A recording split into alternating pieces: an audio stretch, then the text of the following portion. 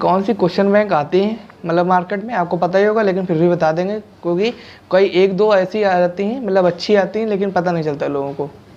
और फिर बताएंगे कौन सी बेस्ट है, और पैटर्न चेंज हुआ है क्या, 10th का भी पैटर्न चेंज हुआ है क्या, 12th का भी चेंज हुआ है, मतलब क्या क्या चीज़ें चेंज हुई हैं इस बार, क्योंकि इस बार न्यू एजुकेशन पॉलिसी के तहत मतलब OMR शीट पे होना था पेपर, ठीक है, कि किस में होगा, कि क्या केवल 10th में होगा या 12th में होगा, सारी बातें बताएंगे। तो पहले क्वेश्चन बैंक की बात की जाए तो क्वेश्चन बैंक अगर देखा जाए तो विद्या की आती है, 10th और 12th दोनों की बता रहे हैं, हिंदी मीडियम इंग्लिश मीडियम दोनों दोनों मीडियम देख सकते हैं ये वीडियो, क्योंकि क्वेश्चन बैंक दोनों मीडियम में आती है। विद्या की देख सकते हैं आप, अवतार की भी आती है और मास्टरमाइंड की आती है, और एक काका करके क्वेश्चन बैंक आती है, वो 12th में ज़्यादा आती है क्योंकि वो इंग्लिश की अच्छी होती है। फिलहाल वो जो क्वेश्चन बैंक है वो इंग्लिश की अच्छी होती है। और एक अरिहंत पब्लिकेशन की भी आती है, ओसवाल पब्लिकेशन की आती है, ठीक है, राजीव पब्लिकेशन की भी आती है, मतलब आती कम थी 6-7 टाइप की आपको मिल जाएंगी क्वेश्चन बैंक, लेकिन सबसे ज़्यादा आपको देखने को मिलेगी विद्या, नंबर 2 पे है अवतार, फिर बाद में मास्टरमाइंड, ठीक है।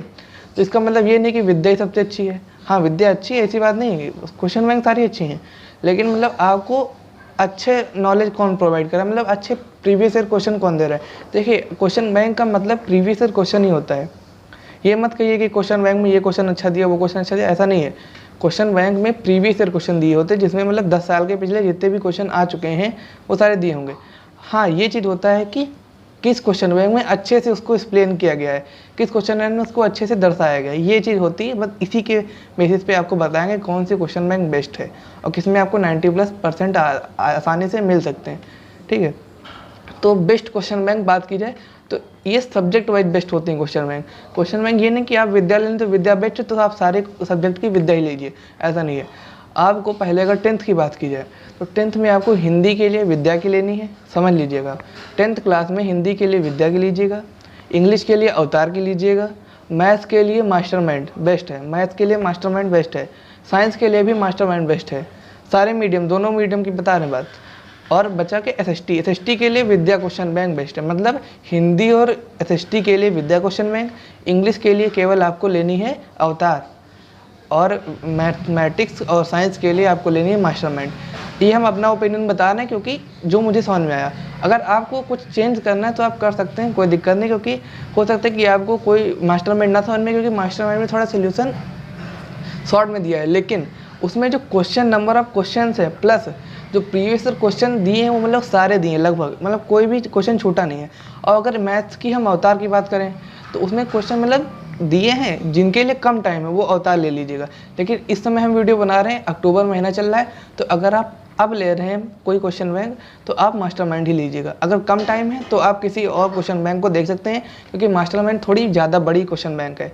और दूसरी बात, प्राइस में मास्टरमाइंड सबसे ज़्यादा मतलब महंगी होगी। मान लीजिए कि अगर 90 रुपये की मास्टरमाइंड मिल रही है तो आपको अवतार और विद्या 70 रुपये की मिलेगी, मतलब 20 रुपये महंगी होगी। तो आप यही अंदाज़ा लगा सकते हैं कि महंगी क्यों हो रही, क्योंकि कुछ अच्छी चीज़ होगी, कुछ एक्स्ट्रा एफर्ट किया गया होगा उस क्वेश्चन बैंक में, इसीलिए आपको 10th में समझ में आ गया।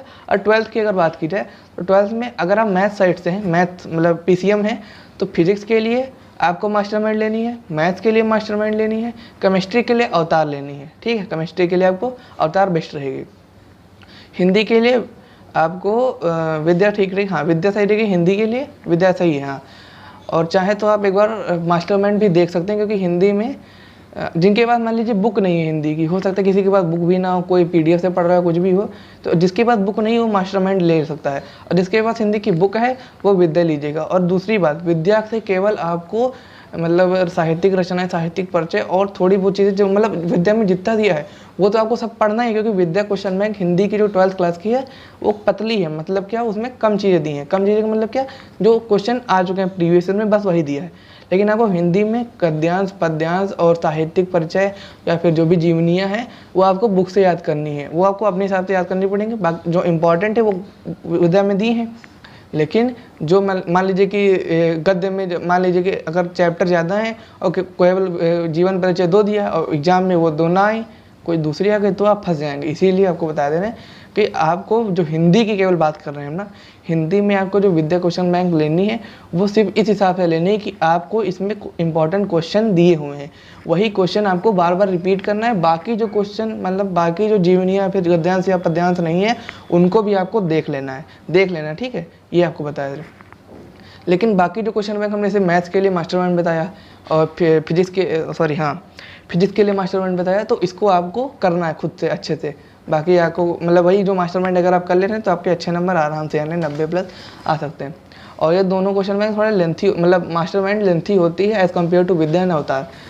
हिंदी हो गया। अब इंग्लिश के लिए आपको अवतार लेनी है। इंग्लिश के लिए अवतार क्यों लेनी है? क्योंकि दोनों 10th और 12th के लिए हमने तो इंग्लिश के लिए अवतार बताए, क्योंकि इंग्लिश में जो अवतार में एक्सप्लेनेशन दिया है हिंदी में दिया है, ठीक है। बाकी क्वेश्चन बैंक में इंग्लिश में दिया है, लेकिन अवतार में हिंदी में एक्सप्लेनेशन दिया है। और इस बार जो बोर्ड में मतलब पहली बार देखिए एनसीईआरटी पैटर्न फॉलो हुआ था। इस बार 2022 जो यूपी बोर्ड का एग्जाम दिए थे जो लोग, पहली बार एनसीईआरटी का पैटर्न फॉलो हुआ था इंग्लिश के सब्जेक्ट में बता रहे हैं। तो इंग्लिश में जब एनसीईआरटी का आ रहा था तो उससे पहले जो बुक चल रही थी इंग्लिश की वो वाले क्वेश्चन तो आने नहीं थे, लेकिन जो अवतार ने जो क्वेश्चन लिखे थे मतलब अपने क्वेश्चन बैंक में जो क्वेश्चन कहे थे उसी में से ही क्वेश्चन आए थे।